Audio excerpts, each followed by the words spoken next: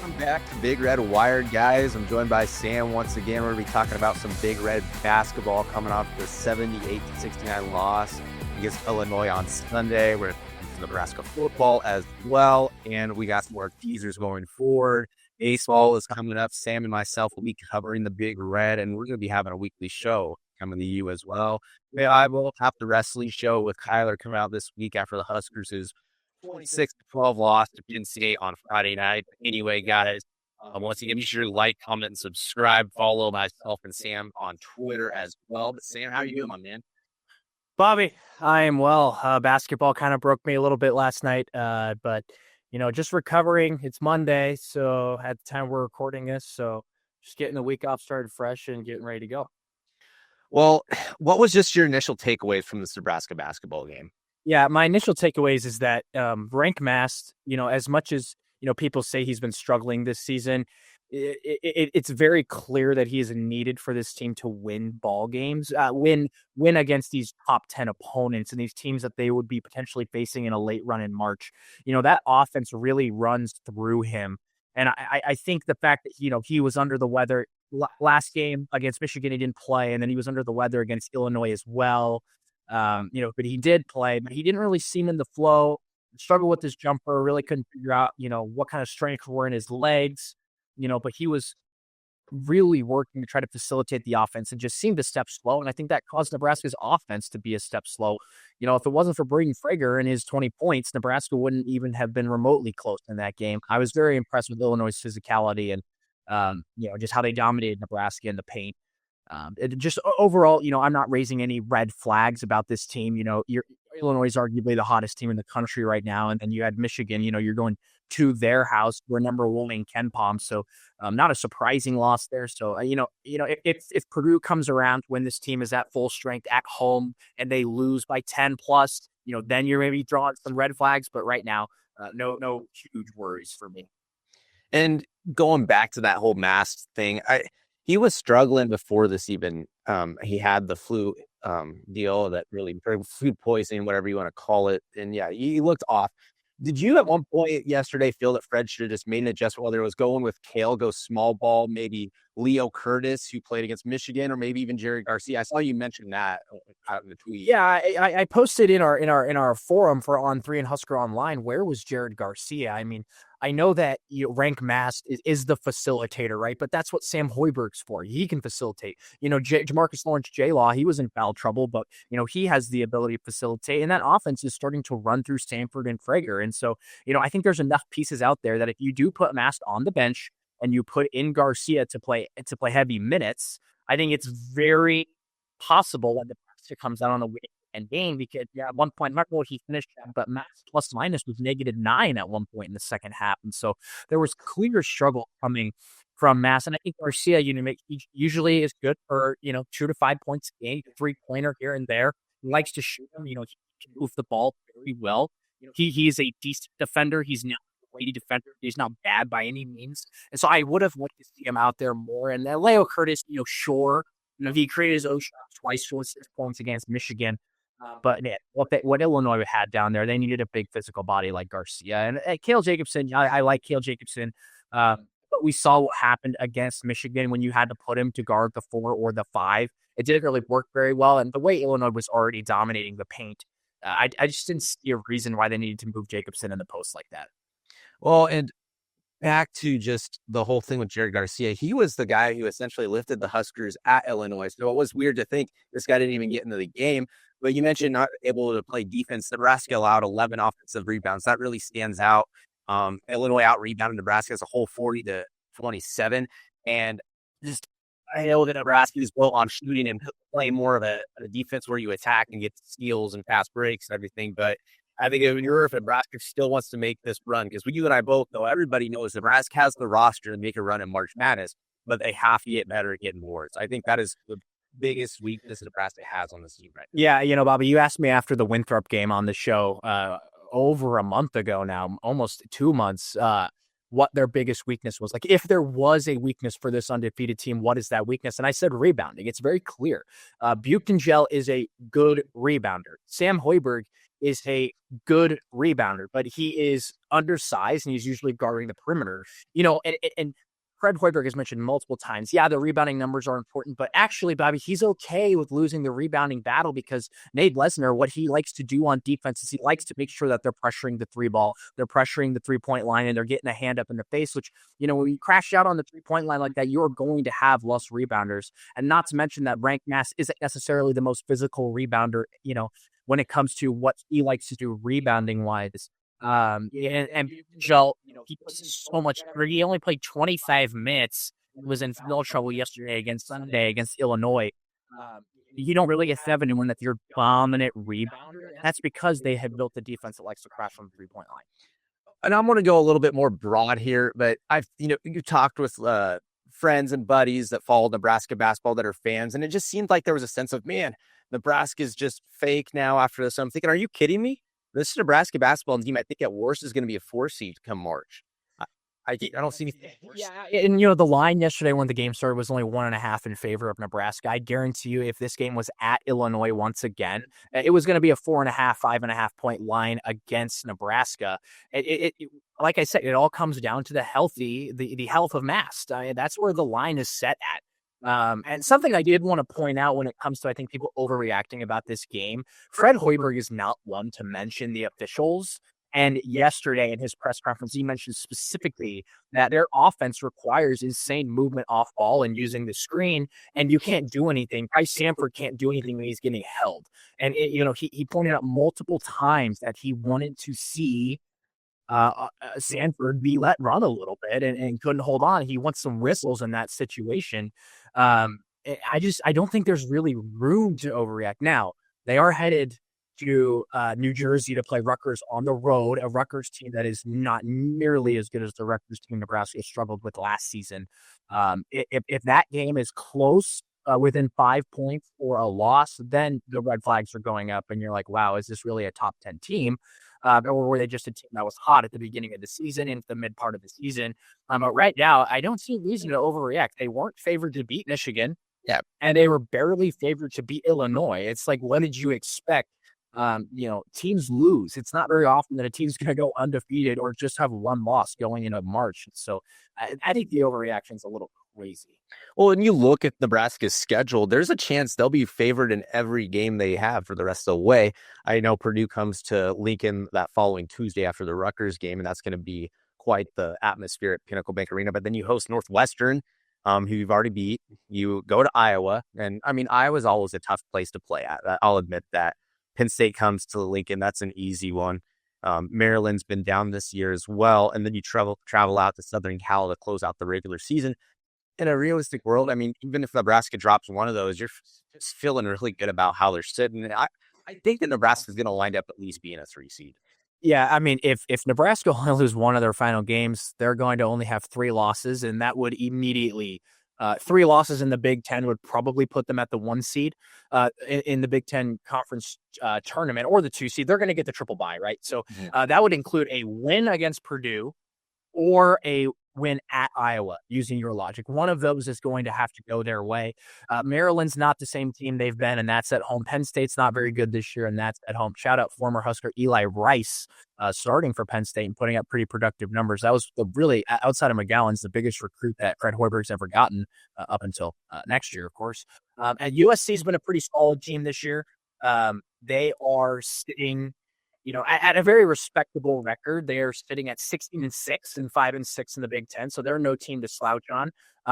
But since they're that first game on the West Coast swing for Nebraska, I would expect them to be pretty heavy favorites. And then UCLA, it's a UCLA game. But again, that's an away game on the tail end of the West Coast swing in March, right before hosting Iowa. So that's a potential trap game that I'm seeing, and then the Iowa game, you never know.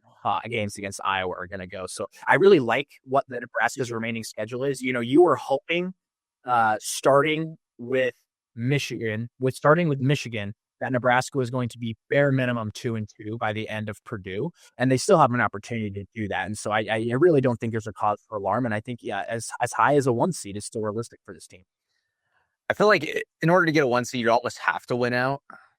I don't know if you would have to win out. If your loss is to Purdue at home and then you win every other game and then you go and grab 2 games in the Big Ten tournament, You're sitting in a 3-loss team, with the triple bye, and you're win 2 in the Big Ten tournament. You're making the championship, which gives you at least 2 quad 1 wins. I think a 1 seed is very realistic, especially if they were to beat a team like Michigan in the Big Ten tournament and redeem that loss, or beat a team like Illinois and redeem that loss. And so you can't look at the Illinois game like a bad loss, because both teams lost at their respective home courts. And so you can kind of nullify that loss when it comes to resume building. I think they're still going to sit above Illinois, but there's still a lot of basketball to play. You got a whole month and a whole month plus until the Big Ten tournament. So if you had to put odds on just the likelihood of these final 7 games of Nebraska going 7-0, 6-1, 5-2, where do you think you sit at there? Yeah, I would say 7-0. It's probable. It's doable. You got to beat Purdue and you got to beat Iowa on the road. I mean, those are your 2 big. You got to beat USC on the road. Like I said, there's trap games, but Nebraska has proven they can beat every type of team, outside of a Michigan, right? Now those preseason or those non-conference games that were kind of highly touted against Kansas State and Oklahoma, not aging very well.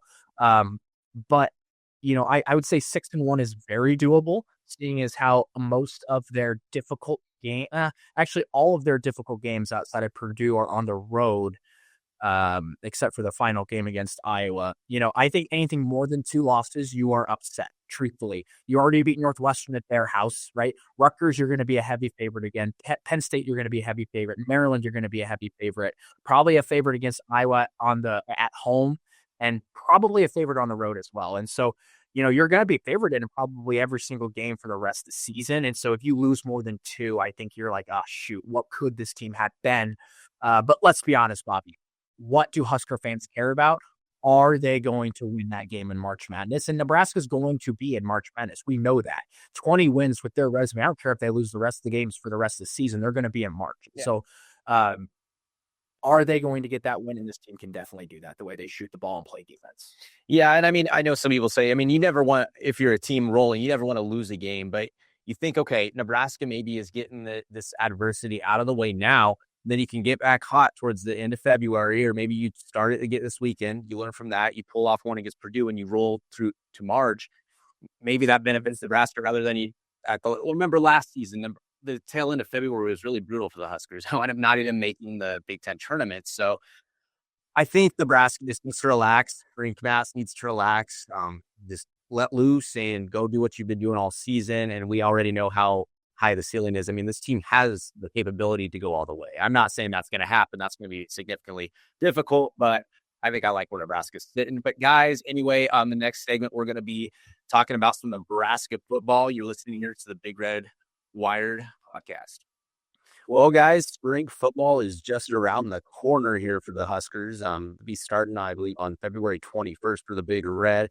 But Nebraska just had its junior day this past weekend. It looked like it was quite the success. Right here, here's the list or group of 5 of Nebraska's 6 commits for the 2027 class. Amir Brown, Tay Ellis on Matt Erickson's shoulders, safety Torrey Pittman, and of course, quarterback Trey Taylor. Huskers were headlined with several marquee names such as Keyshawn Bowman and Baron Marshall, 2 highly touted receivers. They also had several offensive linemen there as well, Sam. So this class keeps shaping up. This Barrett Kittrell from Ashland Greenwood, he keeps rising out of the 2027 class. He's a 4-star recruit. And then there was another interior offensive lineman, Tyler Kuhn, who was there as well on the interior from Kansas City, Missouri as well. So I think this class, we've talked about before, it's just shaping up to be one of the better recruiting classes Nebraska's had in the past few decades. Yeah, and it's much needed. I mean, the overall state of Nebraska football the last 10 years, 15 years has been waiting for a class like this, right? They've been waiting for a class that could come in and, single-handedly change the trajectory of the program. And I think a quarterback like Trey Taylor is really going to be, I guess, who's been on your show many times now, right? Like he's really got the potential to do that. They're cleaning up some of the needs. I mean, the thing that sticks out to me is, this isn't necessarily directly related to the recruits in its entirety, but that if Jeep Wade could recruit, it is clear he can recruit. I mean, he came in and he was immediately working on the pipeline with those 2027 recruits with Erickson and Kuhn and the other guy that you mentioned. He is going to work, and it seems to be that these things are progressing well for the Big Red. And championship team, the cliche, right? Championship are in the trenches, and I think Nebraska is really focusing on that. You would maybe like to see more action from the defensive side when it comes to the tackle position, but offensive line, Jeep Wade is going to work.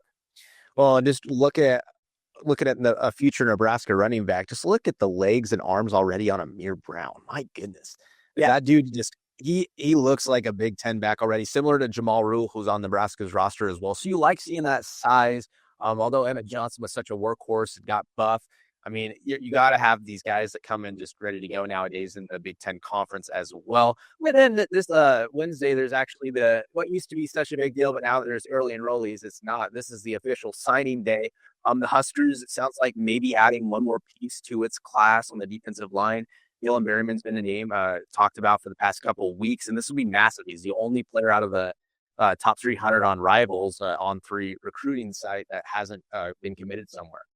Yeah, I mean, it'd be a great pickup for the Big Red. You wouldn't necessarily slot him to make an immediate impact. It's not like it's a junior college guy signing in the spring and then coming and playing like a Randy Gregory did or a Levante David did. You're looking at a possible red shirt, right? If you were to commit and sign to the Cornhuskers, battling with Florida and a few other schools. But I think that you're encouraged that he's got a good size on him. Like you said, he's in the top 300, and for this 2026 class, that has been a lacking feature for Matt Rule in this 2026 class. So it's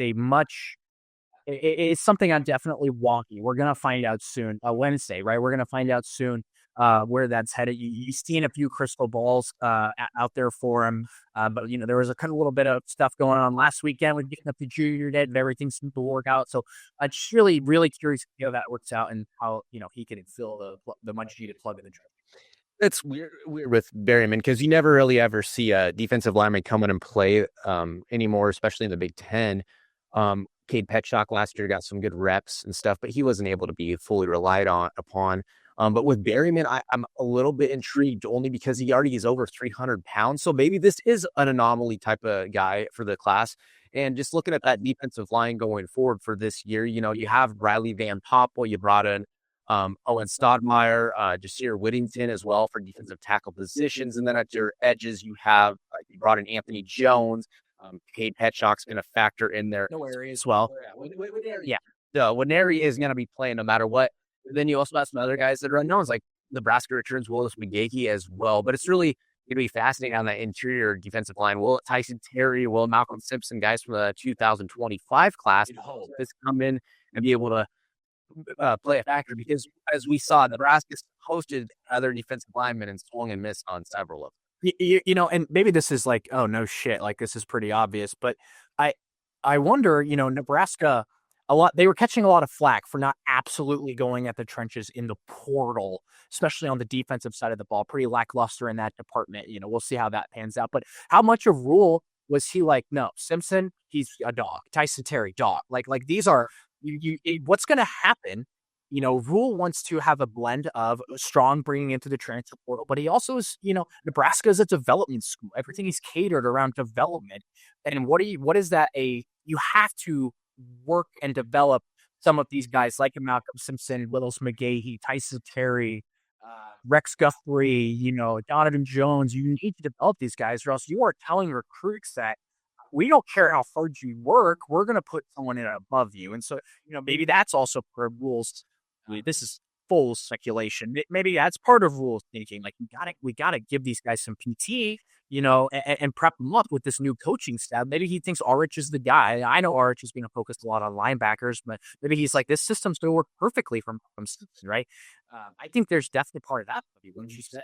Oh, and for sure. And it's fascinating. I was even thinking about this today, just hanging around my house. It just popped in my head. I was just thinking about because Dave Townsend, the guy who was wearing the cowboy boots, used to play for the Giants, who they brought in to help with for the bowl game on the defensive line. He actually is now listed as a defensive analyst on Nebraska's website. Of course, he brought in Corey Brown as the defensive line coach. Roy Manning's the edge coach. And then Matt Rule said he's going to have his hands on going forward, take the defensive line. So you like the additions, but I get a sense, although they brought in Corey Brown, they have Townsend and stuff, I think that Matt Rule is really going to be focusing on that defensive line a lot. And he stated that before as well. But you saw his Brown salary is only $250,000, I believe, to be the defensive line coach. Yeah, well, and I think another thing too is Rule mentioned twice now, just kind of, through the advice that he was given, it takes 3 years to get the right staff. The amount of times that he said that, it takes 3 years to get the right staff in place, and maybe he thinks he has that now. Maybe,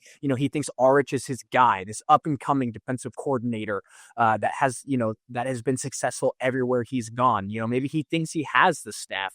Like kind of with Phil Snow overseeing that defense a little bit, he thinks he's got the right staff, and so he's like, okay, I can focus less on being a GM and can focus, I mean, obviously the Pats are a CEO type, right? I can focus a little bit less on that and focus more on football now. Maybe he thinks he's got the guys. And, I think that is kind of a lot that's going into the decision making.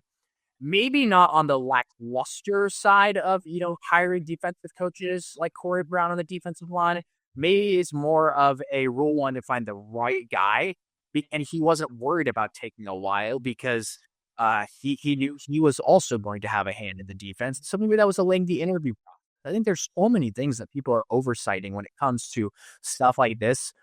You just got to take a step back and move to the program for what it is and think about what could be going on the interior. I think this is me really tangenting here, but I really think Rule is the right guy. I really do. What did you expect? I mean, everyone's like, he turned around his terrible situation at Taylor. He did very well at Temple. Yes, he did. But do you know how much pressure there is to be a Nebraska football coach? I am in no way, shape, or form saying that Matt Rule can't handle the pressure because I think he's doing it fairly well. This program has so much tradition. And over the last 10, 15 years, so much tradition to be a not average program. It's a below average program. I think it was about time that Nebraska finally settled on a guy that was willing to kind of take his blows and had the strength and the perseverance to kind of get through this. And I think that was shown in the extension. Well, before we, sorry, before we hit our final segment talking about Nebraska's schedule release for the Big Ten, I just wanted to close out by saying Zaire Wright and Sean Singleton rep Nebraska in the Senior Bowl. Sean Singleton actually had an interception, so it looked like both actually increased their draft stock as well. And I would be shocked to see them two go for the Huskers once NFL draft begins. But we'll be back to talk about Nebraska's 2026 Big Ten schedule. You're listening here to Big Red Wired. And welcome back, everybody. This past Tuesday, we actually got the official Big Ten schedule release for Nebraska this fall. Here it is, provided by our very own Husker Online of On3. We already knew about Ohio, Bowling Green, and North Dakota to open up the season, and we knew about the opponents, but now there's dates set in place. Huskers going out to Michigan State to start off the conference play on the road. What do you just think of how this lays out for the Huskers? I definitely don't want to play Pat Fitzgerald in my first Big Ten game of the season. He's a fantastic coach, most underrated hire of this offseason, in my opinion. That is a little scary, in my opinion. Obviously, I don't have Aiden Childs, but Michigan. I mean, maybe that gets slated as a night game. That's not a fun place to play at night. So, I'd say that's a pretty tough first game. Well, just Michigan State's always in general tough for Nebraska. I mean, this past season, Michigan State had Nebraska on the ropes. Nebraska had to come back and win that game, I believe, in the 28-21, or it was something. Michigan State took, I believe, a 7-point lead in the third quarter, but I can't recollect where it was. Well, I still think that's a winnable game. You look at these first five, then you host Maryland at home. You'd assume that probably is going to be homecoming because they don't want to do it for Indiana. I know Maryland, though. I mean, another year of Lonnie Teasley, another year of Malik Washington, a 5-star quarterback with development. That is in no way, shape, or form a guaranteed win. Because how many of these games last year, Bobby, where we say, "Yep, that's a win, that's a win"?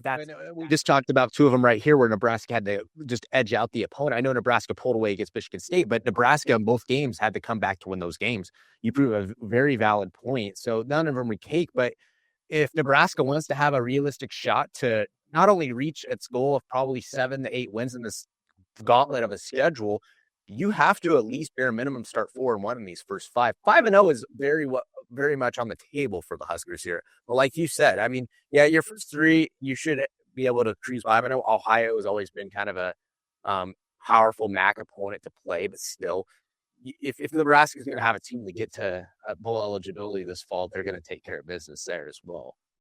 Yeah, and you're spot on. I think 5-0 is very doable. I'm not saying it's not, but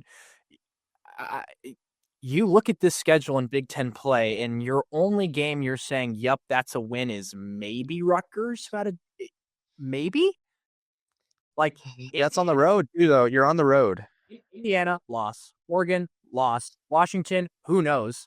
There's a lot of drama going out there right now. So until the dust settles, right? You could call it's at home, Halloween. You're looking probably at a blackout for that one, right? Because it's winnable. Uh, Washington, sure. Let's say benefit of the doubt, we give them a win, right? At Illinois, I don't want to deal with that, right? Obviously, they don't have Altmaier anymore. They've lost a lot of talent, but Bielema's a great coach. That's chalk. Who knows on that one? Rutgers, I'd say 70-30 in favor of Nebraska. I'm not saying that's a for sure win. Ohio State at home, I'd love to say it's a win. I think last year's game on the road is still giving me hope, but loss. And then Iowa went insane in the portal. They're looking like potentially one of the better teams in the Big Ten. At Iowa, after they blew us out this year, now granted, this is going to be a completely different Nebraska offense than what we saw this year. There's no doubt about that. But Bob, yeah, what you could give Nebraska guaranteed 3 wins on this, and that's yeah, you're absolutely right about that. And I mean, we've seen this before. It almost feels a little bit reminiscent to that Frost 2021 schedule as well. But I will say there are some games that I could even see Indiana. I know Washington, yeah, it seems the most logical last year, November 1st, around Halloween. Nebraska had the blackout. I could see Indiana being the blackout as well. It just all depends on the TV rights. But if you're Nebraska, you want to get Indiana or Ohio State, one of those to be a night game. You want that NBC package to pick it up there. It would be massive for the Huskers. And of course, going out to Eugene, that's going to be a gauntlet no matter what. It'll be bare minimum played in the afternoon because it's a West Coast school. I'm going to be interested to see if Iowa is going to be played at night. 2 years ago, Nebraska went to Iowa. It was a night game as well. And I'll tell you what, I was there. Nick is an insane environment at night. Yeah, I was there not 2 years ago, but 4 years ago when they played on the road, when Casey Thompson had those like 3 touchdowns, all to Trey Palmer. I was there for that game. I was actually sitting in the student section. I don't know any names, but I had glass fireball shooters thrown at me because I was chanting "Go Big Red" in the student section. So, it's a very fun environment, and they do things right at Iowa. I'm supposed to hate Iowa, I know that, but they do things right. It's a good place to be. Iowa City is a beautiful city. Maybe we'll make the road trip this year. I'll tell you what. When I look at this schedule right now,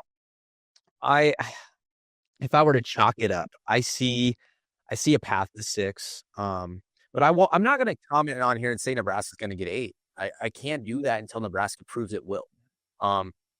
There is a path, but the thing is with November, the Matt Rule's 2-10 in November. So you mentioned Rutgers as maybe the most likely winnable game or the most inferior conference opponent the Huskers will face this fall.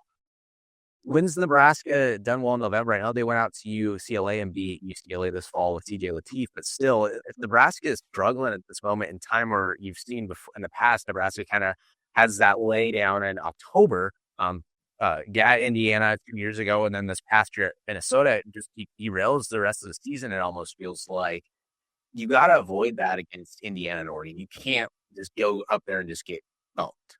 Yeah, that's an interesting conversation because Husker football is really fun to cover, but also not at the same time because it is pure speculation until the game actually happens. I remember we did a lot of intern predictions in our On3 thread this last season, and it was like, it could go this way or it could go this way. And we didn't know until the game happened. And that's just how Nebraska football is. And that's how college football is nowadays, right? You go into seasons and you're like, what is this team like? Anthony Calandria, a totally different quarterback than Dylan Raiola, right? We don't even know what the running back are. We know what it's going to look like, but we don't know how it's going to produce. The wide receiver room is a little different. Offensive line, like the whole team is different. The defensive staff is different. It's nothing but speculation. And so with so many uncertainties, I'm looking at that schedule and I am saying, I hope for 5. Wow. Well, we got somebody on here that is definitely not sold on the Big Red yet. I can't disagree with you when you say you see 5 is the point. And you've seen this fan base checked out. I have in my lifetime. I'm only 22 years old. I've witnessed a lot of turmoil in Nebraska's within the fan base. We've witnessed only turmoil out. I mean, the best Nebraska teams I've seen were the Bo Pelini years of Adama Suman, Taylor Martinez, and Rex Burkhead. So you've seen a lot of turmoil, and this just seems like the fan base is finally like, well, we'll see what happens. But lastly, before we close out the show, it is Super Bowl week, Sam, and my New England Patriots are going for the 7th ring in franchise history, setting the standard once again for the perennial power of the National Football League. Sam, I just got to know where you're sitting for this Sunday. Yeah, Bobby, I was joking with you off air that I was going to pick the Seahawks or root for the Seahawks. I'm a Packers fan. The Seahawks are a kryptonite. Screw the Seahawks. I will be rooting for the Patriots all day long. I never had an issue with the Tom Brady Patriots, the Bill Belichick Patriots, like I did with the Patrick Mahomes Chiefs. And so give me the Patriots. I want to see them win. Drake May is fun to root for. I like rooting for him just like I like rooting for Bo Nix. And so give me the Patriots, man. Yeah, I got Pats by 90 this Sunday. Get Drake May his first ring, and Mike Vrabel, the greatest coach in the NFL right now. Once again, the Patriots have themselves the best coach and the best quarterback, and the dynasty once again is being restored. So just expect the Patriots to be in the Super Bowl about at least every other year going forward. But guys, once again, thank you all for listening. Be sure to follow myself on Twitter at bschneider33 and Sam as well at SamOheda8. Keep up to date with his publishing. He's got a baseball future coming out this week for Nebraska baseball. We're pumped to be covering them. We're going to have some excellent coverage going forward with some great content. Anyway, guys, for Bobby Schneider and Sam Ojeda, signing off.